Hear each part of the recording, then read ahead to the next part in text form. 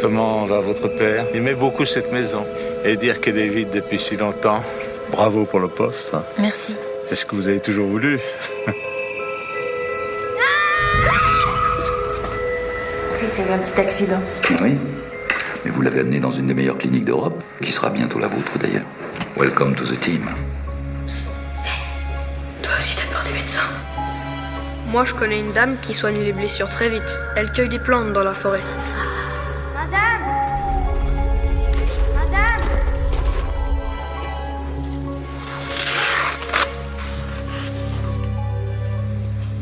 Mais qu'est-ce que vous lui avez fait? C'est moi qui vous le demande. Moi, j'ai juste mis un peu de bétadine, c'est tout. De toute évidence, la plaie n'était pas si grave que ça. Ah si, les chairs étaient déchirées, elle était profonde. Elle a mis des plantes sur ma blessure. Elle? La femme de la forêt a été attaquée par un médecin d'ici.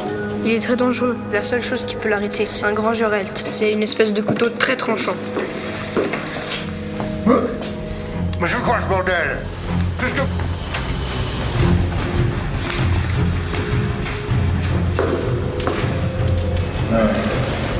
N'en mets plus jamais les pieds ici.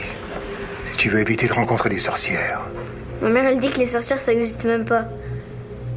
Tiens, ta maman, elle dit ça. Ben, je vais te dire, moi, ta maman, elle se trompe. L'un de mes patients est mort. Il m'arrive des choses bizarres. Quoi? Des cauchemars, de nouveau? Ça empire. Saint-Ponicollo. Ça m'arrive maintenant même quand je suis réveillée. C'est un dossier ultra confidentiel, Max. C'est pas la première fois qu'on préserve l'anonymat pendant un examen. Mais cette fois, c'est impératif.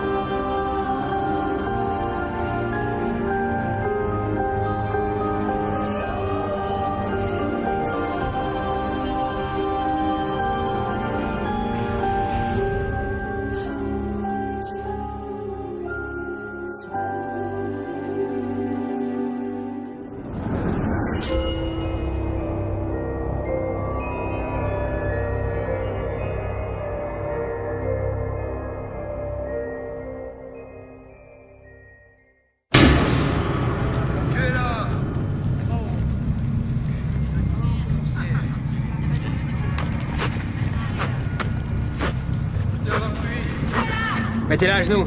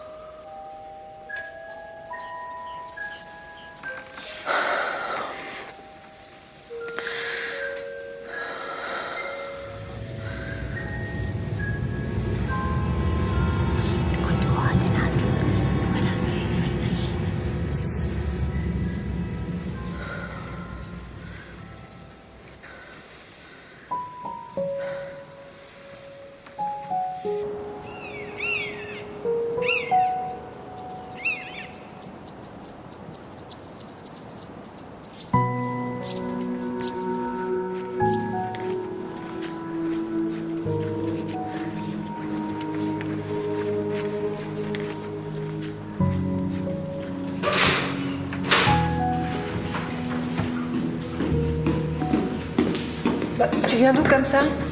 Je suis allée me promener. Bah, depuis quand tu te balades tout seul le matin? Depuis qu'on vit à la campagne.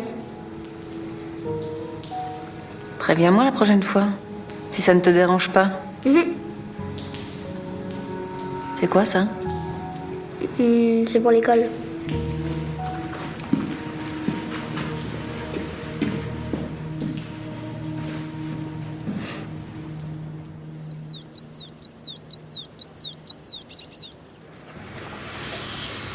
Ça s'annonce pas très bien, ce scanner anonyme. Suivante.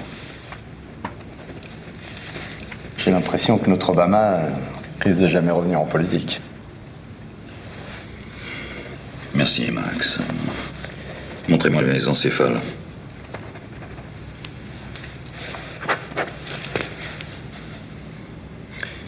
Vous pouvez disposer.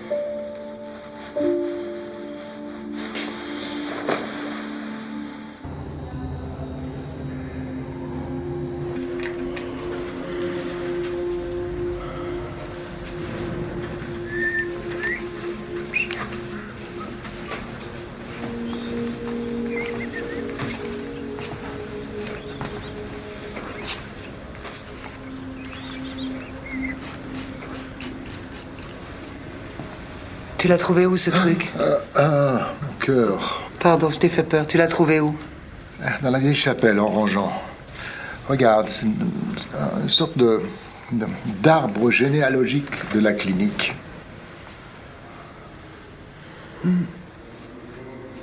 T'as entendu parler du scanner anonyme? Max m'a rien dit de plus et jure qu'il a rien vu. Non. Elle est toxique, ta plante. Non, mais attends, quoi? Tu l'as pas mangée? Non, je me suis préparé une tisane avec. Mais tu n'as pas fait une tisane avec... Pas celle-ci. Je t'ai donné cette plante pour te protéger. Me protéger de quoi? Des esprits maléfiques. Les esprits maléfiques. J'ai ce qu'il faut pour me protéger des esprits maléfiques, tu vois. Ouais, ça va aussi, ça. Regarde. Ce nom-là, il est venu tout seul. C'est qui? Je sais pas, aucune idée.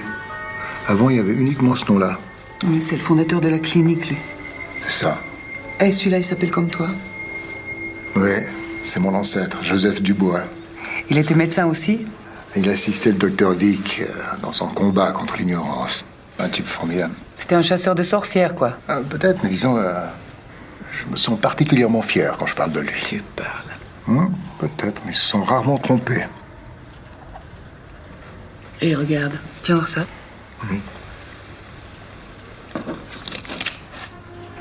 Comment ça se fait qu'elle soit là, elle? La nouvelle doctoresse. je t'ai déjà dit, ce coin est hanté, il y en a partout. Il y a quelque chose avec cette femme.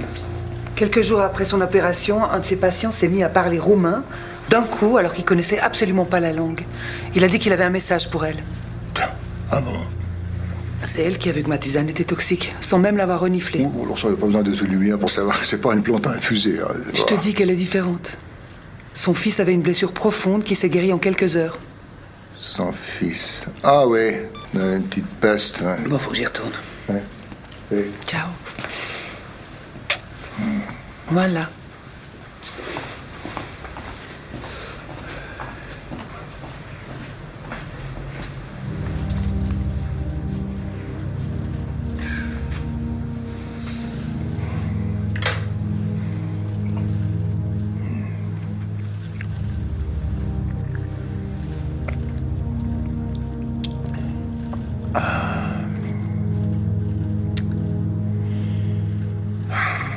Jésus, Marie-Joseph.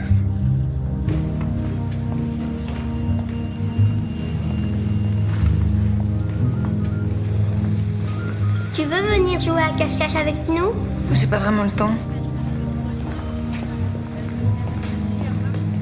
Vous l'avez mis où, mon patient? Dans la salle 2. Merci. Salut Emma, ça va? T'es prête pour ton scanner? Mon bras se remet à picoter. Ça veut dire que c'est bientôt ton anniversaire? On y va?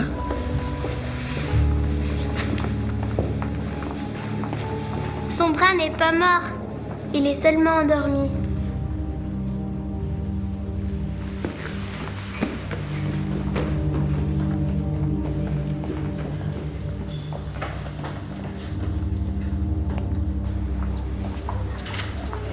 Ça a commencé ce matin.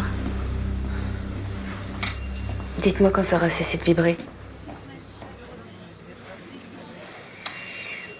Et maintenant?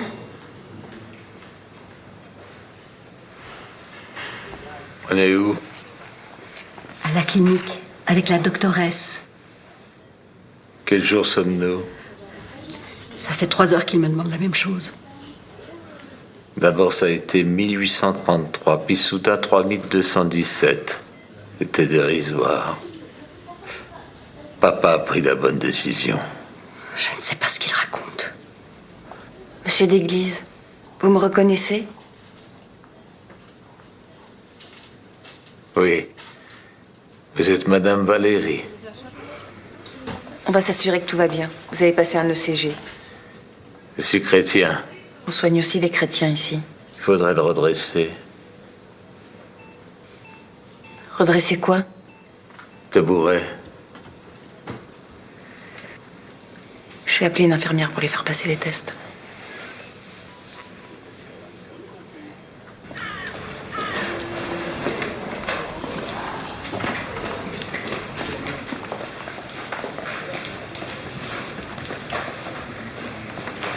Salut, ça va? Je t'attendais. Tu me suis?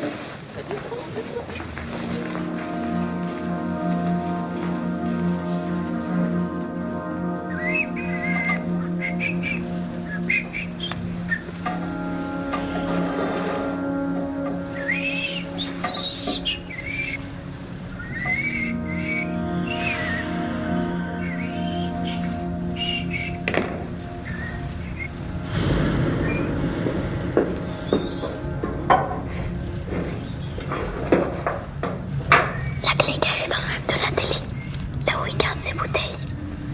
Faudrait l'éloigner de la pièce.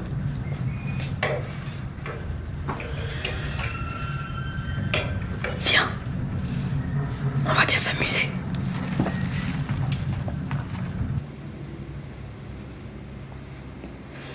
Quel âge a le patient? 68 ans. Le caillot est là. Il faut absolument effectuer une thrombolyse. Les symptômes sont apparus quand? Ce matin, ça fait 3 heures, il est presque déjà trop tard. On va lui faire 70 mg de TPA. Et le patient présente un historique d'hypertension artérielle. Oui, mais sinon il risque un AVC avec un pronostic vital très défavorable. Mais vous pensez pas que ce serait beaucoup mieux? Docteur Rossier, vous êtes tout à fait charmante. Mais vous avez encore beaucoup de choses à apprendre, notamment celle-ci. Dans cet établissement, c'est moi qui décide du traitement administré aux patients. Un jour, peut-être, vous changerez les choses, si vous êtes encore là. Je pense pas que vous m'ayez engagée parce que vous me trouvez charmante. Sachez que je comprends votre désarroi quand un jeune médecin, une femme de surcroît, ose vous tenir tête. Je vous suggère, en ma qualité de consoeur, de prendre quelques calmants. Ce sera bien mieux pour tout le monde.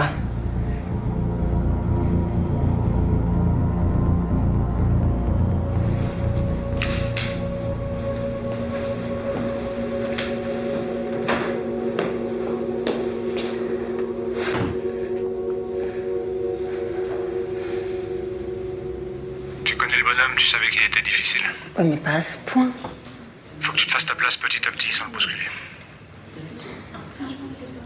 Je comprends pas pourquoi il m'a fait venir. Il y a quelque chose qui tourne pas rond. Écoute, t'as encore 2 ans à tenir. Il faut que je te laisse. T'inquiète, ciao. Salut. Tiens. Tu voulais nous voir. On l'a fait au dîner quand on s'est revus. Vous avez changé. Et comment est Sylvie? Je sais pas. Vous n'êtes plus ensemble? Je préférerais pas qu'on en parle si ça te dérange pas. Et t'es venu juste pour m'apporter la photo? Non. Docteur Rossier. Si. Docteur Rossier, le scan de la petite Emma est prêt. Merci, j'arrive. Bon ben, faut que j'y aille.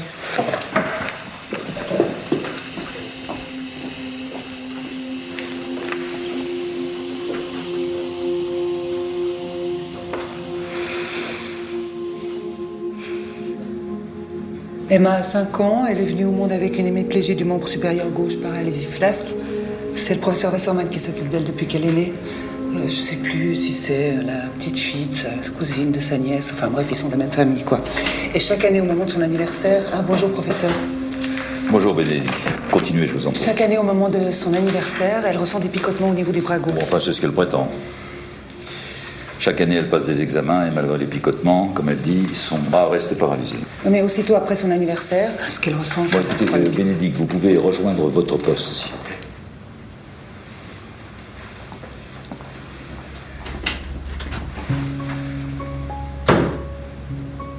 Que montre l'IRM du bras? Il n'y a aucune anomalie à ce niveau-là. La myéline est normale, le statut ostéotendineux et vasculaire sans particularité. Pas d'altération cérébrale non plus. Pourquoi son bras ne bouge pas? Quelque chose nous échappe. Non, docteur Rossier, rien ne nous échappe. Il s'agit d'un phénomène psychosomatique, voilà tout.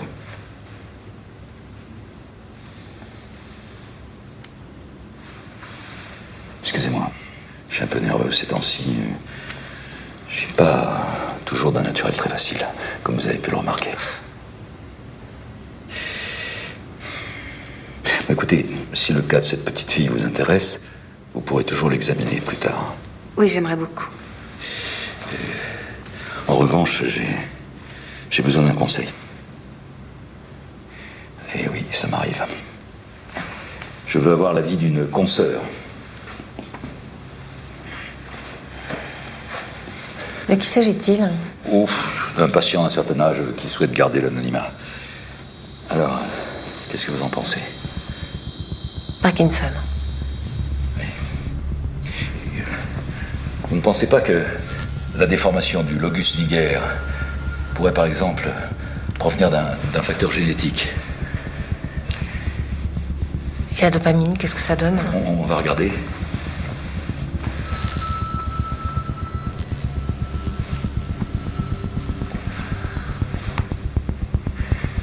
Le taux est beaucoup trop bas. Je pense qu'il n'y a aucun doute. Tenez. Voilà, ce sont des clichés beaucoup plus récents.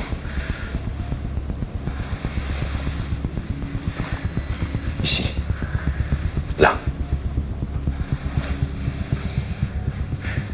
Il pourrait s'agir de micro-lésions ischémiques dues à un facteur de calcification, non? Aucun doute, c'est un Parkinson. Il se développe à une vitesse effarante. Maintenant, il faut le dire au patient. Je crois qu'il faut être franc. Le patient veut tout savoir sur sa maladie. C'est en quelque sorte une manière pour lui de la maîtriser. Je n'ai pas l'habitude de partager mon diagnostic avec le patient, docteur Rossier. J'ai l'impression qu'aujourd'hui, le malade aime participer à son processus de guérison. Oui, bien sûr. Mais vous oubliez une chose. Dans le cas de la maladie de Parkinson, il n'y a aucun espoir de guérison. C'est juste.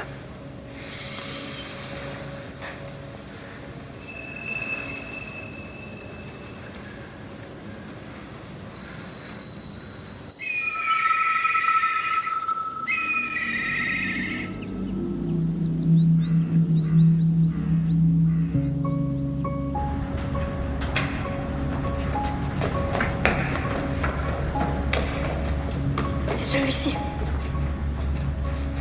Il va entrer dans la pièce pour changer le fusible. Ah, et le temps qu'il revienne, j'aurais trouvé le grand... Grand Jurelt. Rappelle-toi, il est grand comme ça. La lame est courbe, le manche est en bois. Tu peux pas te tromper. Et s'il nous voit? Alors il aura peur. Très peur.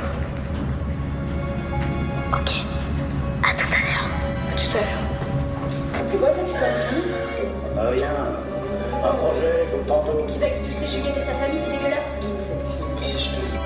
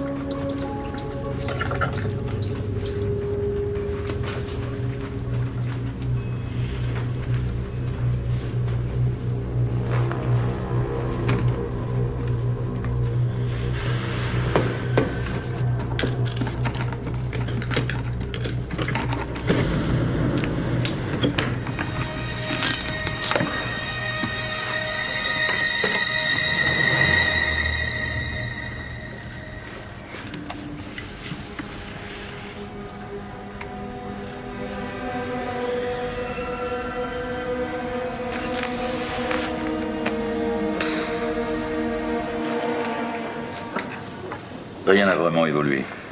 Les derniers examens sont formels. La paralysie du bras reste inexpliquée, je suis désolé. J'aimerais avoir un deuxième avis médical. Encore? Docteur Rossier. J'arrive. Merci. Ça nous aiderait peut-être à comprendre ce qui se passe.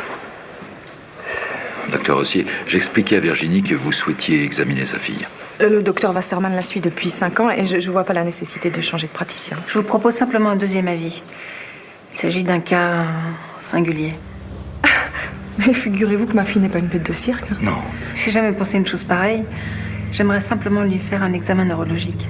Elle en a subi bien assez comme ça. Et son bras reste paralysé. D'un point de vue strictement médical, il n'y a aucune raison.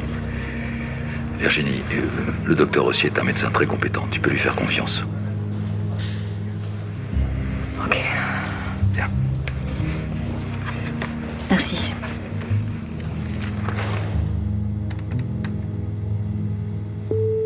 Ok.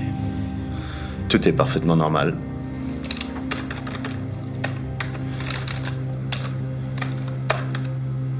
On recommence une dernière fois. Rappelle-toi. Girafe pour la gauche, dauphin pour la droite.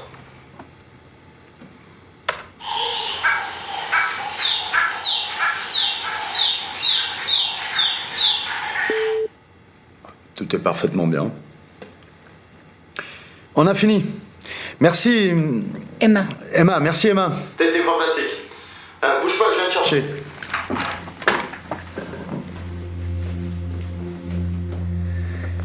Tu iras tout à l'heure dans une grande machine. Une infirmière viendra te préparer.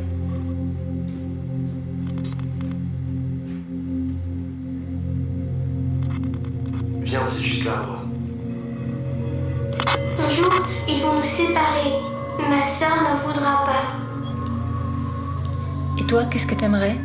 Ça doit être triste d'être seule. Oui, c'est vrai. Qu'est-ce que c'est que ça? Vous parliez à quelqu'un? Je parlais juste à la sœur de la petite. Mais comment? Vous avez touché quelque chose, hein? Non, je parlais juste à sa sœur. Bah oui, mais ce truc, il va pas s'enclencher tout seul. Et toi, qu'est-ce que t'aimerais? Oui, c'est vrai.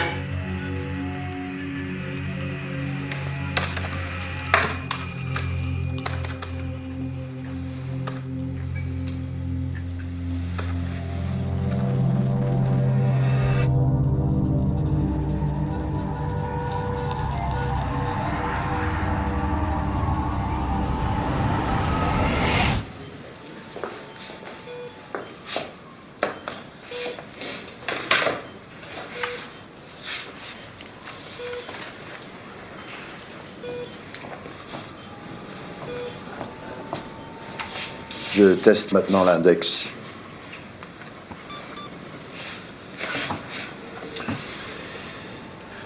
Le cerveau perçoit parfaitement les stimuli.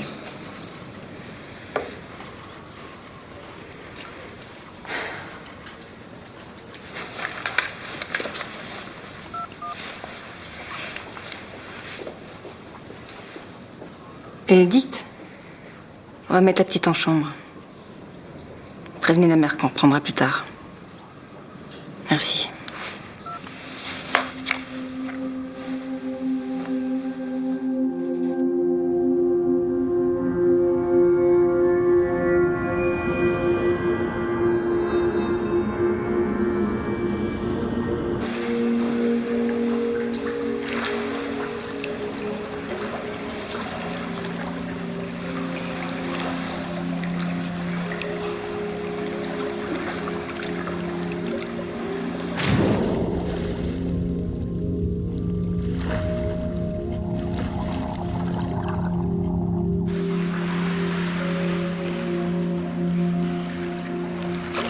Ah, c'est toi l'amphibien? Tu t'attendais à quelqu'un d'autre? Elles sont au bac? Ouais, c'est pour l'entraînement. Tu dois apprendre à évoluer dans la pénombre. La lumière du casque, ça sert pas à grand chose quand t'es sous l'eau. Tu veux essayer? C'est pas trop mon truc. Allez, je suis avec toi, tiens.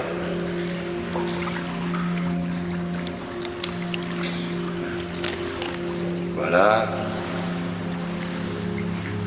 Moi, je vais te guider. Après, je te lâche. Puis après, tu dois me retrouver, ok?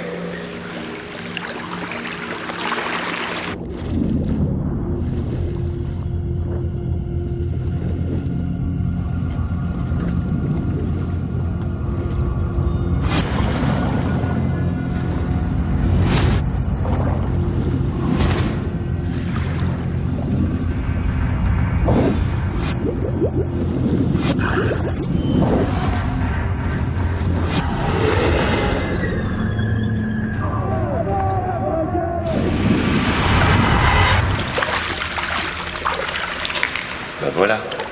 L'obscurité, c'est pas trop mon truc. Bah tu crois que c'est l'obscurité, mais c'est pas vraiment le cas.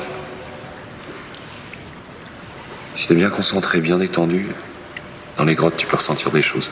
Tu peux même retrouver la sortie. Je suis sûr que notre cerveau a des pouvoirs qui nous échappent complètement. Tu vas me trouver un peu ridicule avec ce que je raconte. Non, non. En même temps, je sais pas trop. T'es jamais venu dans le puits qui est sur la propriété de ma famille?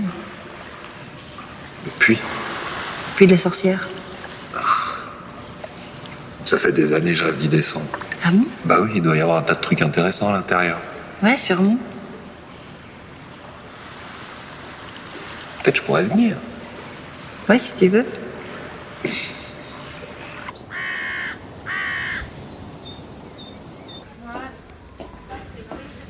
Bonjour. Vous avez bien dormi? Bien. Vous reconnaissez cette dame à côté de vous? Ma chère épouse. Vous avez quel âge?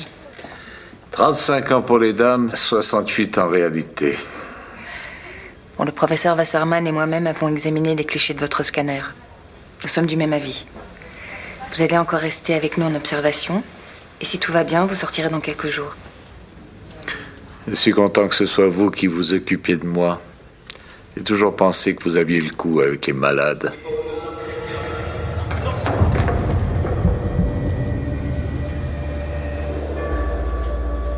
J'ai oublié un examen, je reviens.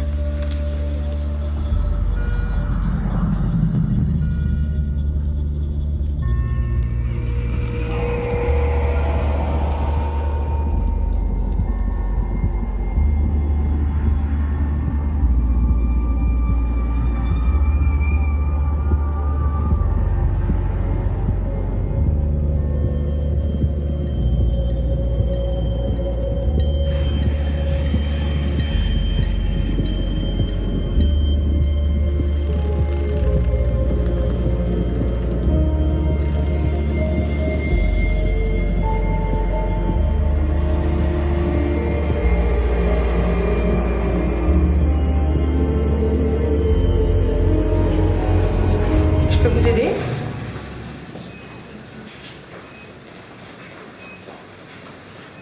Tout va bien? Où est Bénédicte? Elle est occupée? Vous pouvez emmener Monsieur d'église dans sa chambre?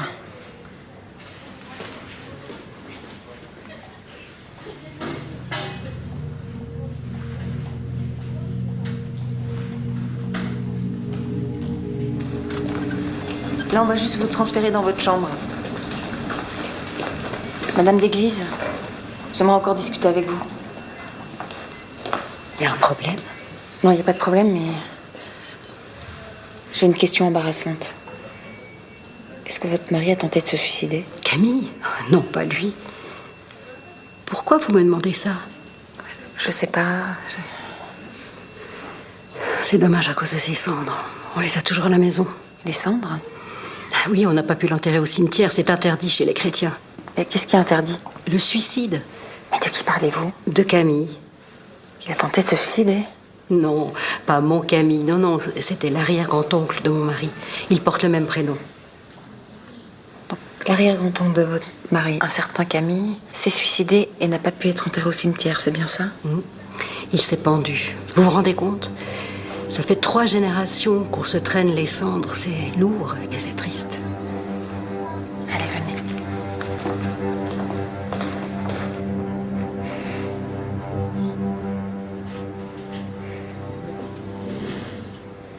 Oh, j'y arriverai jamais à ce problème.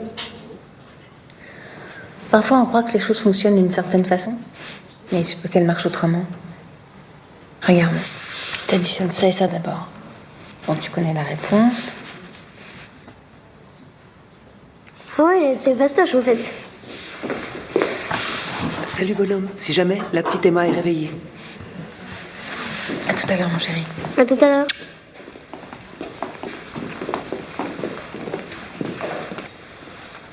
Aujourd'hui, c'est moi qui vais t'examiner. T'as vu la coccinelle? Voilà. Merci. N'aie pas peur, je vais te piquer.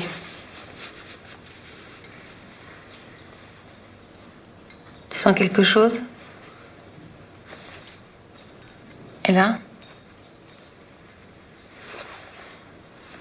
Des fois, mon bras me chatouille. Raconte-moi. Le jour de mon anniversaire, ça me chatouille beaucoup. Ça me fait même rire.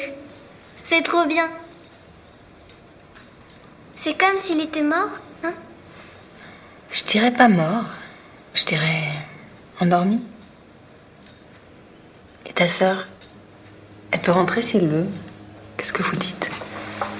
Je dis que sa petite jumelle, si elle veut rentrer, elle peut le faire. Elle s'appelle comment déjà? Occupez-vous de la petite. On va aller chercher une sucette. Viens.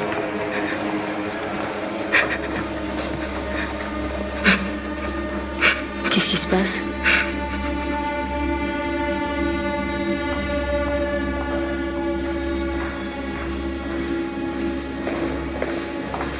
Ça va? J'ai quelque chose pour toi. Tu veux ma gauche ou ma droite? Droite. Raté. Tadam. Elle est jolie. Elle est lourde aussi. Je vais t'aider à l'ouvrir. Tiens. Tu veux garder le ruban pour tes poupées? Ça va aller, ta maman?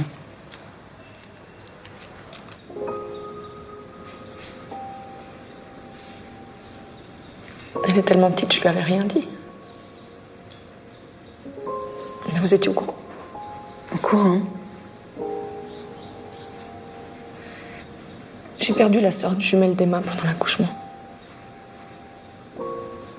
C'est le cordon ombilical qui l'a étranglée. Emma n'en sait rien.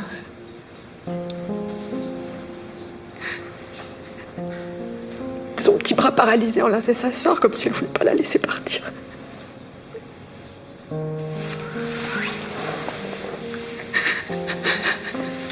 Je vais aller vous chercher un verre d'eau.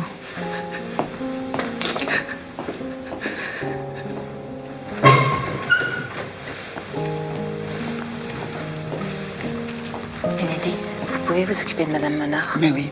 Merci. Ça va? Et maman? Elle va bien, elle est juste un peu fatiguée. C'est triste de perdre une sœur.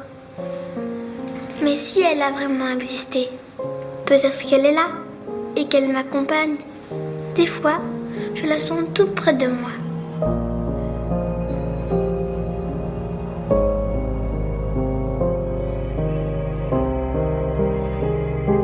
Je suis sûre qu'elle ne m'a pas abandonnée.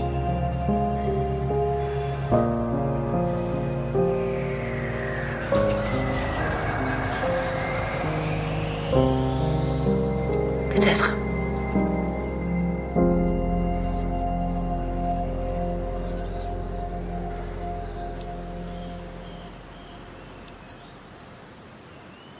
Comment ça se fait que le docteur Rossier est au courant pour mon enfant? Je ne sais pas. Je vais essayer d'éclaircir. Vous voulez faire une radio Voilà. plus tard, à la 5? Docteur Rossier, vous pouvez sans doute m'expliquer comment vous êtes informé du décès de la petite sœur d'Emma? C'est une erreur de ma part. Une erreur. Je comprends pas. À part son père, sa mère et moi-même, personne n'était au courant. Écoutez, j'ai vu une petite à la réception, je sais pas pourquoi, j'ai cru qu'elles étaient deux. Vous l'avez lu dans le dossier? J'avais demandé qu'on retire cette information du dossier. Mais ça y était pas? J'ai pas lu ça dans le dossier. C'est juste une coïncidence.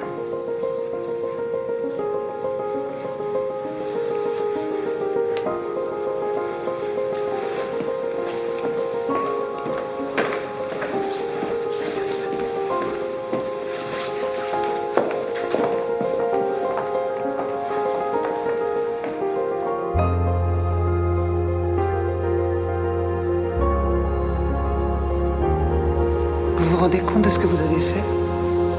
Son bras n'est plus paralysé.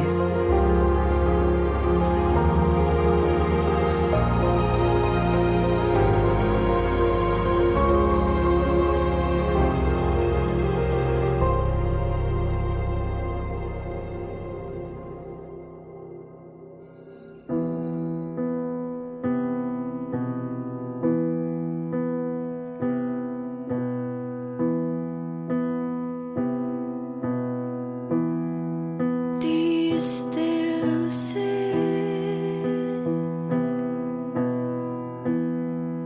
under the rain. Do you still cook when you feel pain? And when you're